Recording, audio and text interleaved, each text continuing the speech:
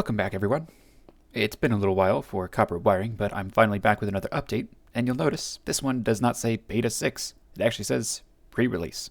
And that's because with the Copper Age update, I don't expect any more copper-related changes coming to Minecraft anytime soon, so I decided to try to envelope this pack into a full release candidate so that it could finally come out of beta. This update isn't too big, and nor is it very complete, and there's definitely some bugs and things that need to be optimized, but I did want to show you guys where it's at so far, and you can let me know what you think.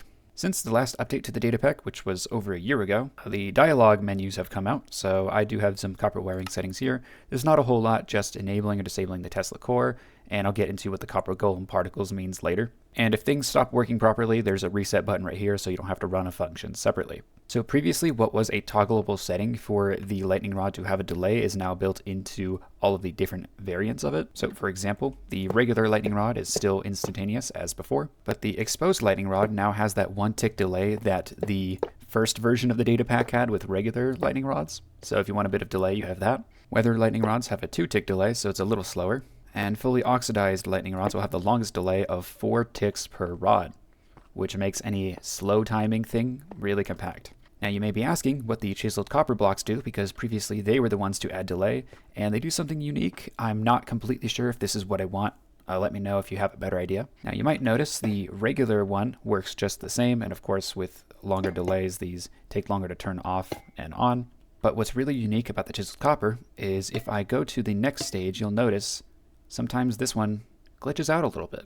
And that's because there's sort of an intermittent random cutoff that's going to happen where the circuit, I guess, short circuits, so to speak. And increased oxidation increases the amount of time and the frequency in which it goes out, up to oxidize where it might not send a signal very often. Of course, it does look a little weird with these wires, so let's get something that's a little faster here, such as this one. And yeah, as you can see, it just sends like a pulse occasionally. The exposed is like a 4% chance of going out every tick. Weathered is 16 and oxidized is 64, which corresponds to a lot of just not signal going through. Though one thing to note with this, and why I'm kind of hesitant to keep this randomization, is epilepsy warning. If you're sensitive to strobing, I'd recommend not looking at the video for the next 10 seconds. Yeah, this is pretty bad. It's just as bad with the regular lightning rod. So if you have exposed chiseled and regular or exposed lightning rod, it's going to have this little strobing. All right, you're safe to look back if you were looking away, because I changed it to the weathered chiseled copper, which doesn't have as much strobing, but it still is not great. Maybe these could have a delay too, in addition to the wires. I don't really know. I just wanted to give them a unique functionality, and this is the best one I could think of. Now, the first new feature that wasn't changed from previous versions is actually including quartz blocks. Any quartz full blocks work for this, and this makes a quartz oscillator, which actually kind of resembles how they work in real life. Now, this can work with any number of outputs because it only sends a signal once every 20 ticks divided by the amount of inputs. If that sounds confusing, let me explain better. If you have one input, it will send a signal out every 20 ticks, or 1 second.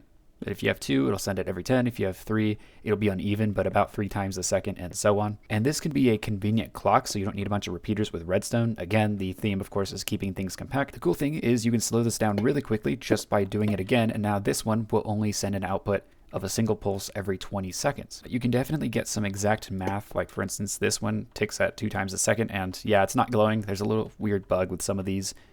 With the oxidation system of the rods, it definitely messed with the code a lot. Some of the rods work better than others, as you can see. Also, something to keep in mind is the pulses can last longer on the more oxidized rods, which means in a system like this one sends pulses more often. And apparently now it decides the flash?